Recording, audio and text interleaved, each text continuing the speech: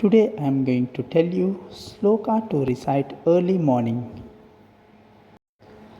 कराग्रे वसते लक्ष्मी करमध्ये सरस्वती करमूले तु गोविन्दः प्रभाते करदर्शनम् समुद्रवसने देवी पर्वतस्तनमण्डले विष्णुपत्नी नमस्तुभ्यं पादस्पर्शं क्षमस्व मे. This meaning, the front part of the hand, the fingertips is credited to Goddess Lakshmi, the goddess of wealth. The middle part of or palm is credited to Goddess Saraswati, the goddess of learning, and the root, the part of hand near the wrist, to Govinda. So every morning one should have a look at one's hand which represent sincere labor. I bow to Mother Earth, who has mountains and jungles on her body and whose clothing is made by ocean, the wife of Lord Vishnu. Please pardon me for touching you with my feet.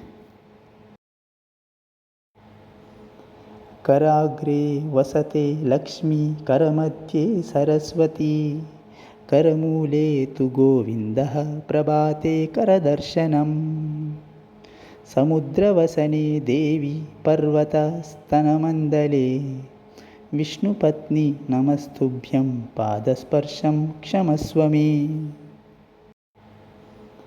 कराग्रे वसते Lakshmi करमध्ये Saraswati करमूले तु गोविन्दः प्रभाते करदर्शनम् समुद्रवसने देवी पर्वतस्तनमण्डले विष्णुपत्नी नमस्तुभ्यं पादस्पर्शं क्षमस्व मे. कराग्रे वसते लक्ष्मी करमध्ये सरस्वती करमूले तु गोविन्दः प्रभाते करदर्शनम् समुद्रवसने देवी पर्वतस्तनमण्डले विष्णुपत्नी नमस्तुभ्यं पादस्पर्शं क्षमस्व मे.